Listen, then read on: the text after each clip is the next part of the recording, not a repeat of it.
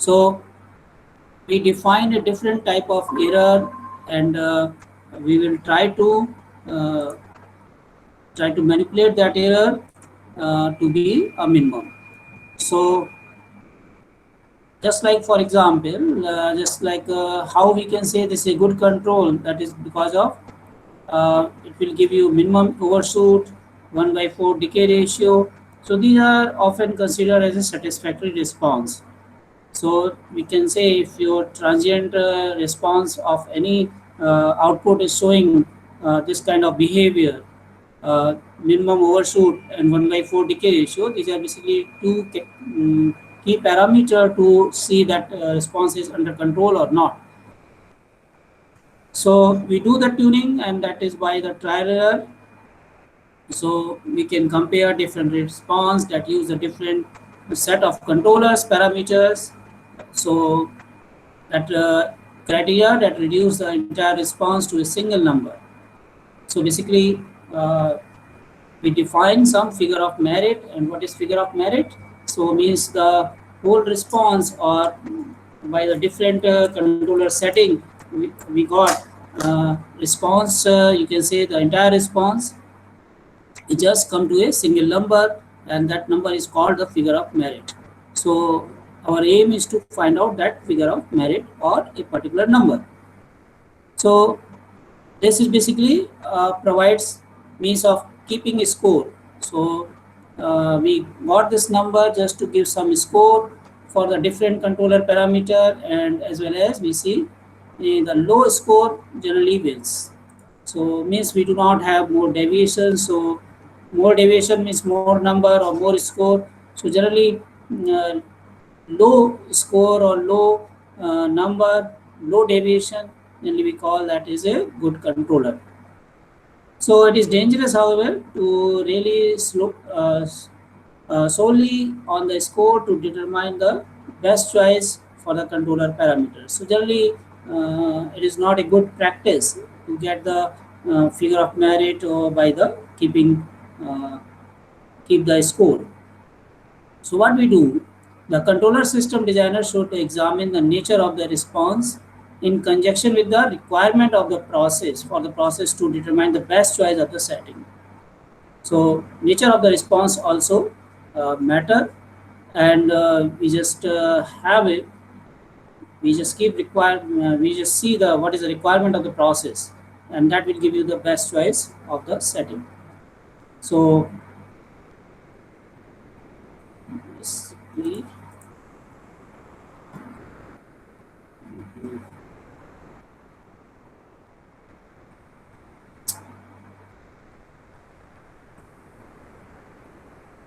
okay.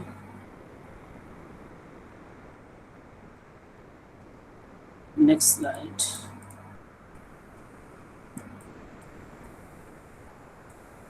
Yes.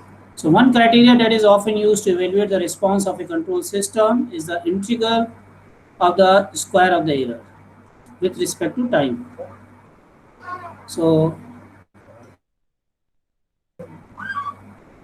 so definition for integral square error is basically whatever the error we have, this we just take a square of that and we just integrate for the whole period. 0 to infinite means we are looking for the entire period of the response.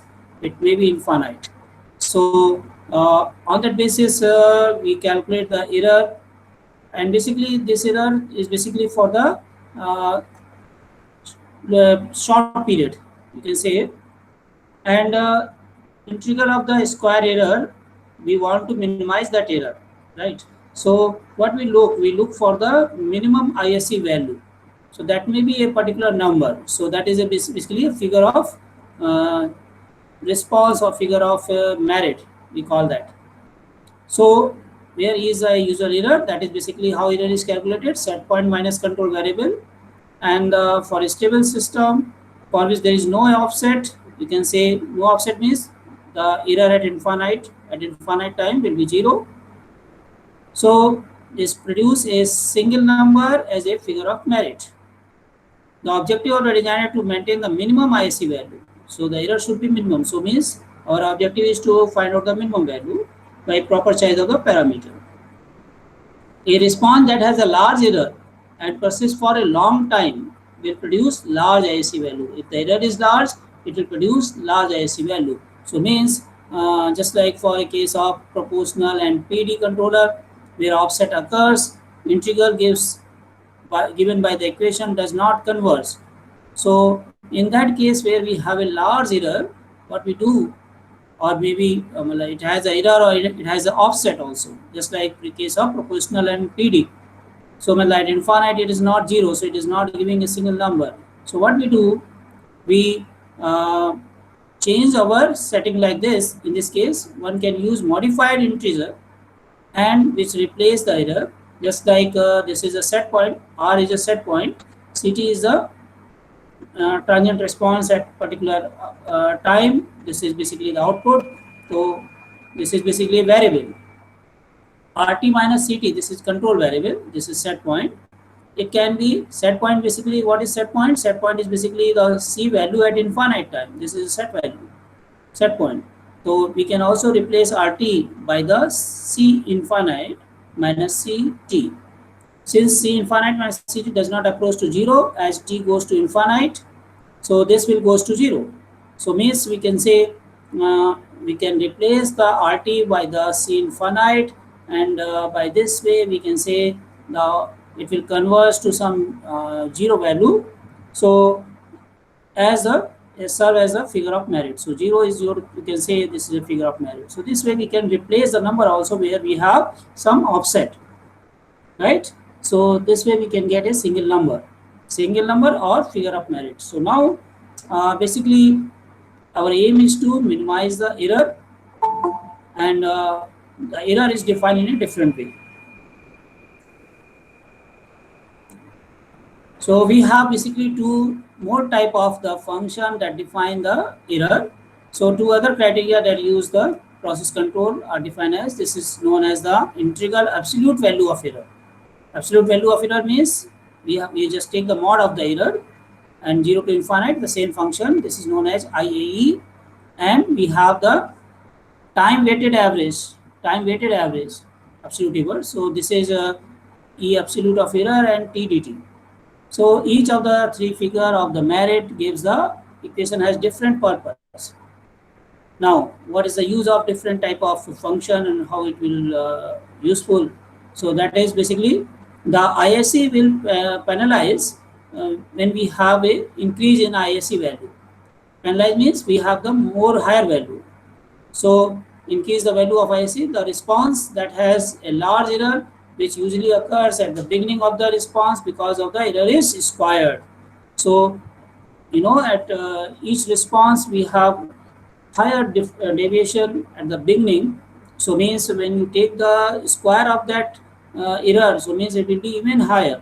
So basically ISC is basically penalized in, or you can say this is a drawback of the ISC, that the error is basically even large because we have the square term, E square term. Okay. Similarly, the drawback for ITAE, the last one, time weightage, it will penalize when we have error that persists for a large time. So basically this is TDT. So if T value is high, then this value will be higher. Our aim is to find out the minimum value of the function, ITAE, minimum value of IAE, minimum value of ISC. But if we have the case like this, if this error occurs or persists for a large time, so ITAE value will be very high. So that is basically a drawback. The IA will be less severe in penalizing the response for the large error and treat all error, large and small, in a uniform manner. So IAE, you can say even it is a better one because it will persist for the, you can say, a uniform manner. Even the error is large or high or persist for longer time. So whatever the case, it is we can say it gives the uniform performance or uniform value. So ISE, figure of merit, is often used to optimal control theory because it can be used more easily in mathematical operations, just like differentiation, than the figure of merit which use the absolute value of the error. So just like for the optimal control theory, we use ISE instead of IAE, right? Absolute value of error.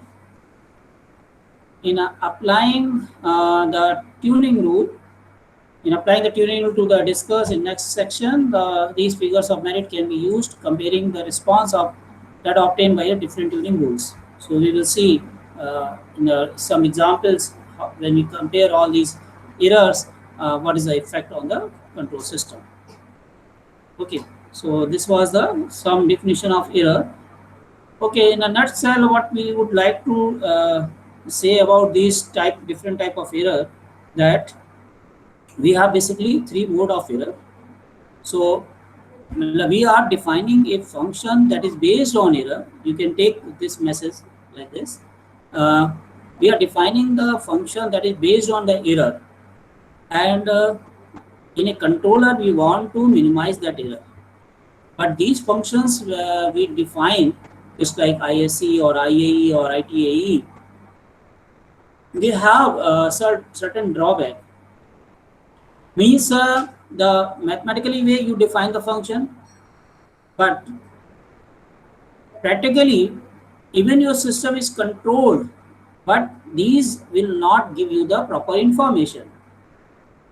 Just like maybe we have very small error, but it persists for a longer time. So ITAE will show you that we have a very large error because this value, the t value is higher. So that's why ITAE will give you the information that we have very large error. So means this is a drawback of this system.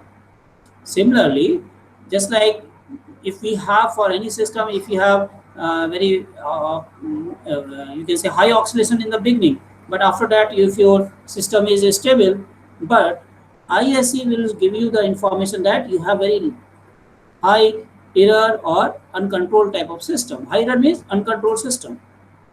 So means we are defining the different type of error, or you can say we are defining a function that is based on error.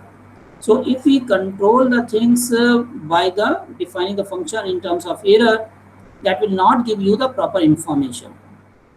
IAE, this is whatever we define, this is good, but again this is absolute error. So means just like a function like differentiation and all these things, this will not work properly.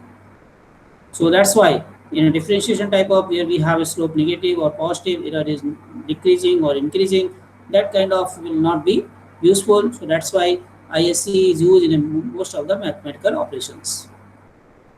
So but this way we can at least if you have a normal operation on the function on a particular process, this kind of error analysis will also give you some information about the stability or control behavior of the response. Right? So this is a message from the error analysis. Okay. So now we have come to again to the same point, that is the tuning rule for the Ziegler-Nicholas. I think we have discussed this also last time. Okay, we will go quickly.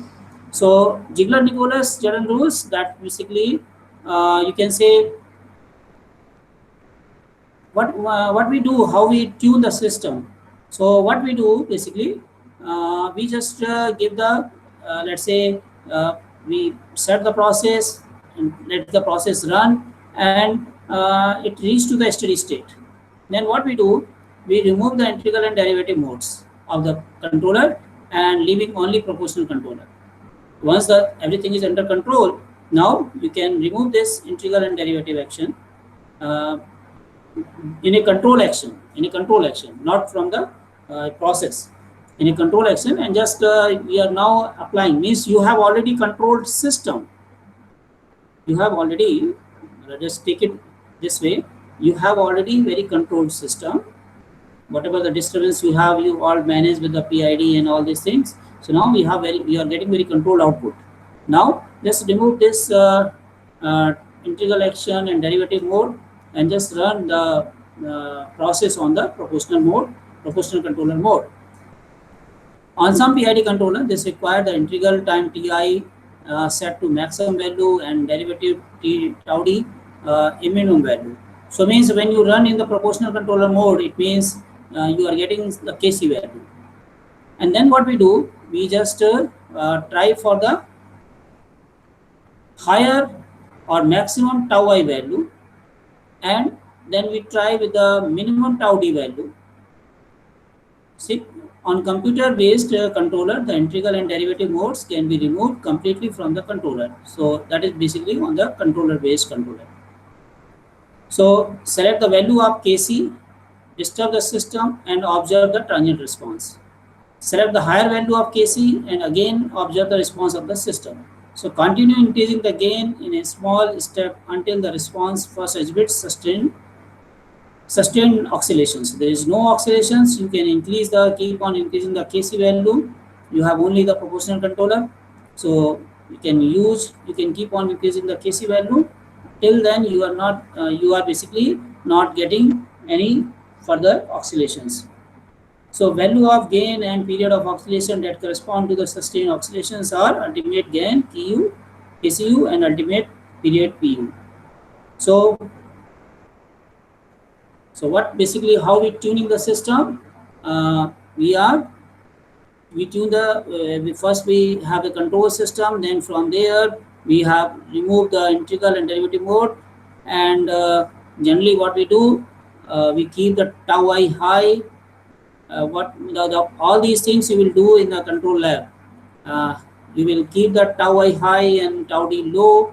Then you vary the Kc and just keep on increasing the Kc value. So you can remove all the oscillations or disturbances from the system, and what is the final value of Kc you are getting or higher value of Kc you are getting, that is basically called as the Kcu ultimate gain and ultimate period, the frequency known as ultimate period. So from the value of Kcu Pu, you can use the Ziegler-Nicholas method that is given in table, and you can find out all the Kc, tau I, tau D values based on the table given. So fine tuning of the controller setting is usually required to get the improved controller response. So this will give you the fine tuning. So means by the Kc value you can find out the Kc, you know the Kcu Pu, then you can find all the informations. How you will get the Kc and Pu? That's by making the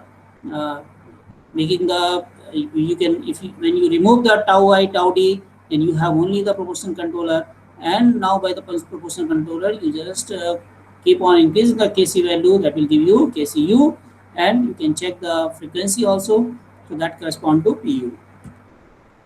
Right. Now the next method we have after this Ziegler-Nicholas, we have the next method that is known as the Cohen-Kuhn. So that is also very good method, and this is almost equivalent to the Zn method. This is proposed by the Cohen-Kuhn in 1953 and is often used as an alternative to the Zn method. So this is basically a graphical method. Cohen-Kuhn is a graphical method. Let's see. The method of tuning is discussed in an open loop method in which the control action is removed. So already in Zn method also we remove the GC value, and then we discuss all the effect in all the block diagram G1, G2, G3, and corresponding that we prepare the transfer function, and then we see the effect. Here also we do the same thing. We have now the open loop, and means we are removing the GC, and we are giving as an input the step input. Open loop transient is induced by a step change in the signal to the wall. So means we just given the step change, that is m by s, maybe of magnitude 1 or some other magnitude. So m is the coefficient of that. So we just given a step change, and let's see what is the response. So this is a Cohen-Kuhn method. So figure shows a typical control loop in which the control action is removed and the loop open for the purpose to introduce a step change m by s to the wall. The step response is recorded at the output of the measuring element. The step change to the valve is conveniently provided by the output from the controller, which is manual mode. So the response of the system that include the valve, process, and measuring element is called the process reaction curve and is exhibited in a S shape. So whatever the response of the step input, we are getting as a S-shaped output. And S-shaped output, I will show you diagram, that is known as a process reaction curve, PRC. This is known as the process reaction curve. This is this is a normal terminology. We define the Cohen-Coon, and this is known as the process reaction curve. So after a process reaction curve, it does not relate with the chemical reaction. It is just we have whatever the process we have, what is the reaction on the step input.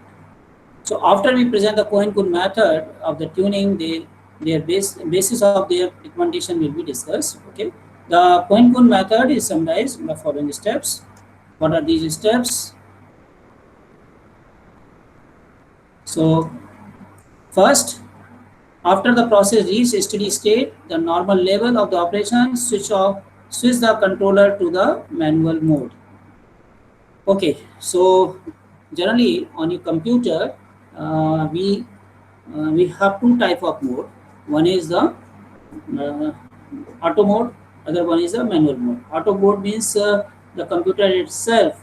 I am talking about some practical aspect. When you do the control of any process, you have a choice. You want to do in auto mode or you want to do in a manual mode. If you want to do in auto mode, means computer will select all the variables itself, and it will do the calculation for you, and it will give you the final control process and the values. What is the Kc, tau I, tau d. And when you go for the you can say the manual mode, so means you can vary yourself a different set of Kc, different set of tau I, different set of tau d. So that they are talking about after process reached steady state at the normal level of the operation, switch the controller to manual, right? So we are now shifting to the manual mode. In a modern controller, the controller output will remain the same value after switching as it had before switching. So this is called bumpless transfer. So when you change from auto mode to the manual mode, you will not see any change in the response. That is known as the bumpless response transfer. Otherwise, if there is any change, we call this as a bump because of the mode transfer. So with the controller in the manual, introduce a small step change in the controller output that goes to the valve record and the transient, which is the process reaction curve. So we find this kind of, when you introduce a step change, you will find this kind of output, that is a S-shaped output, right? So now you have the S-shaped output, and what is the BU? This is basically, you can say, the steady state value of the reaction, right? And B is the whatever the change in the output value of the output from 0 to 1 or whatever you have given the step size, and the T is the response time, and tangent line, it has a slope of bu by t, because this t basically this correspond to the time constant, and its slope is basically b by t, right? Tau d td, this is basically dead time, means this is a lag in the response. So generally we do not observe the, as you made a change at time t equal to 0, you will not find the output at the same time. It will take some time td. So generally we have this td, this is known as the dead time. So what we do, we draw a straight line tangent to the curve. So once you have a curve of your response, so you will draw a straight line on that curve. So draw a straight line tangent to the curve at the point of inflection, means where we have a change. The intersection of the tangent line with the time axis is apparent transport lag, this is tau d. As I discussed, this is a transportation lag or dead time, whatever you can call. So where the tangent meet to this is known as the tau d. The apparent first order time constant tau is obtained from, so you can say the time constant that will you can t this is known as a time constant, and this time constant or tau you can calculate by knowing the bu value and the slope value. So time constant can be calculated by bu upon s. S is the slope of this tangent, right? So you know the time constant. Okay, mu is the ultimate value of the b, large time, and s is the slope of the tangent line. So steady state gain that relate b to m is given in figure, that is known as the kp. Kp is a gain, the steady state gain. This is known as the kp, and kp is basically bu by m. M is the coefficient of that input, m by s.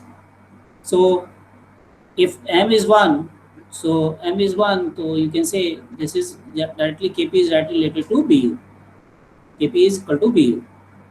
Okay, so whatever the factor we have the step input, you can take this. So based on this, the kp will be defined. Kp is, this is known as the steady state gain, that is bu upon m.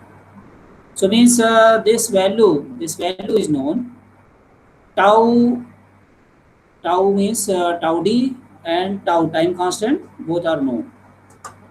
So means using the value of kp, tau and tau d, all these we find out with the help of your graph or response curve. The controller settings can be find out by the using this table. So in Ziegler-Nicholas also we have a specified table. We can use that to find out the controller setting. Similarly, in a Cohen-Kuhn also we have a table that is based on the kp, tau d and t, that will give you all kc, tau I, tau d. So you can easily find out. Here we have the advantage that in Ziegler-Nicholas we have nothing information about the PD, but here also we have the information about the PD. So all the controller settings are function of the dimensionless group. This is T by T. The ratio of the apparent transport lag to the apparent time constant. Also Kc is inversely proportional to Kp. That is also true. Proportional gain, steady state gain is inversely proportional to Kc. So that is information we have. So basically what we are doing in Cohen-Kuhn method, we will give you at a steady state, we will give you a step input to the process, and we see how the how the response will behave, and from that graph we will do the analysis. And how we are doing the analysis? We are just making a one tangent. We are drawing a tangent, and the slope of the tangent will give you the s value. S value means corresponding to your tau value, time constant. With the help of s, you can find out the time constant. And now where is it this tangent cut to the x-axis or time or the time scale? That will give you the that time value. So you know that time constant, you know the dead time, you know the kp value. Kp value is basically the ultimate gain value, so bu. So with the help of this, you can find out the different parameters of the controller, right? Okay, so now you can see we have the effect of you can say you can compare both the graph. Let's say for the parameters here in the table, the parameters are given. So I think there's something missing. That's okay. Right. So we have the, you can say we prepare a graph for a different controllers, proportional, PI, PD, PID, and we can compare the values with the ZN method or CC method. that is we have the closed loop. Jagger method is basically for closed loop, and here this is for the open loop. Closed loop, why we are saying closed loop? Because in that we do not consider the similarity is that in Jagger method we do not consider the GC, right, controller transfer function, but all this we assume this is all in a loop, so we work on the transfer function of the uh, product of all the transfer function that is in loop. But here this is known as the open loop because we open the system from the controller and then we introduce the step input. So uh, the overall transfer function, you can say this is a product of all the three. Okay, so we have the closed loop, the Jaden method and the Cohen-Kuhn method, and you can see uh, the relative curve of the both Jaden and CC. That is, you can say that even both are relatively equally good. You can say, even in some cases, just like a proportional, the CC is showing even better, right? Even in PD, you can say the Jaden is showing better control. Similarly, for PI, you can say CC is better. For PID, you can say CC is better. So, since the Jaden method does not give a rule for the PD controller, as I told you earlier also, this is a highlight of this. In PD, Jaden method does not give any information about PD, but the Cohen-Kuhn, it shows the information. The setting listed in the uh, PD controller under the Jaden heading obtained by using a theoretical frequency response calculation in which the design was based on 30% margin, phase margin, and the maximum KC. So here, in case of PD, we just draw the graph just by considering this. So no general conclusion can be drawn about the relative merits of the two tuning methods from the results shown in the figure.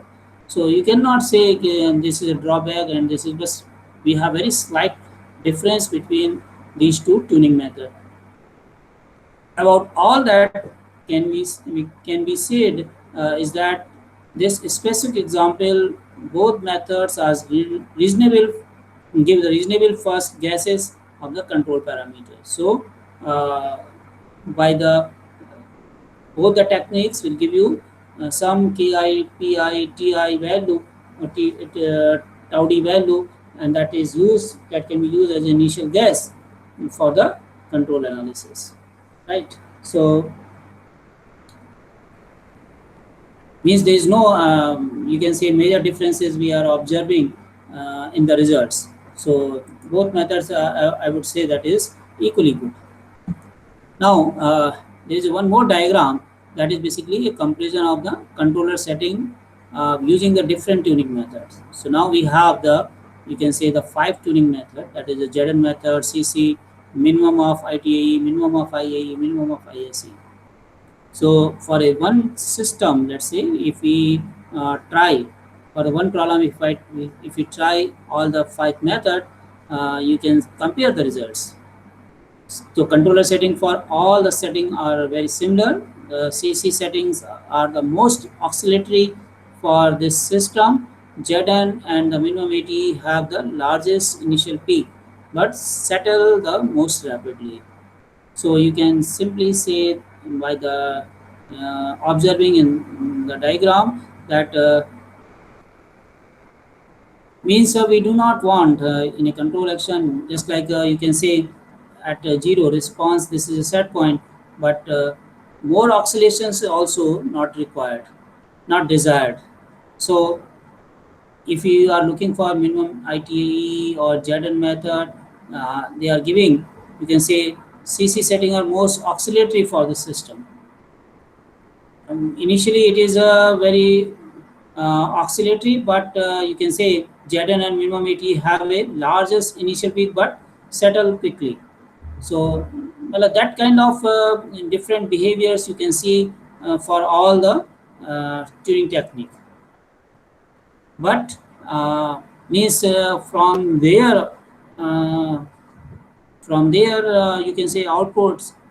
Now we have to we have to decide, or this is on our choice, which type of controller is good for our individual purpose or a particular purpose. So you have a different methods. Methods are applied on a particular example, and these are the corresponding results.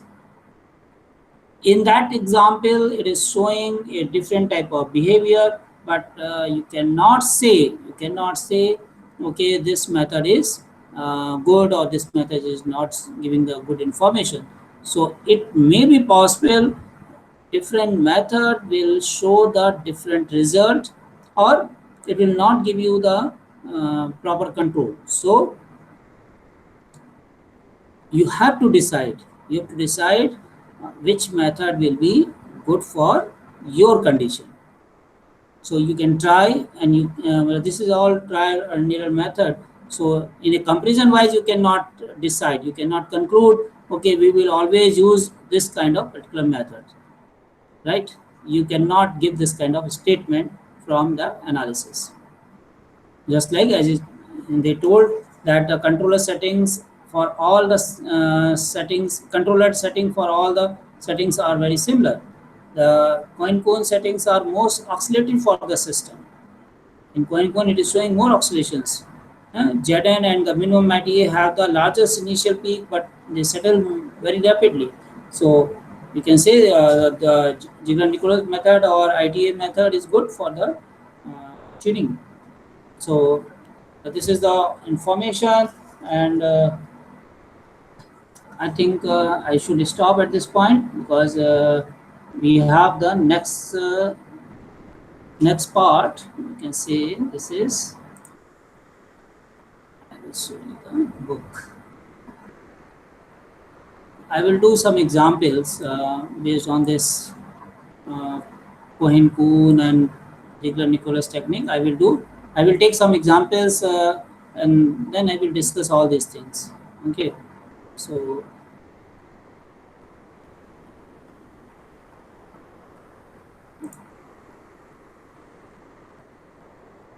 okay. So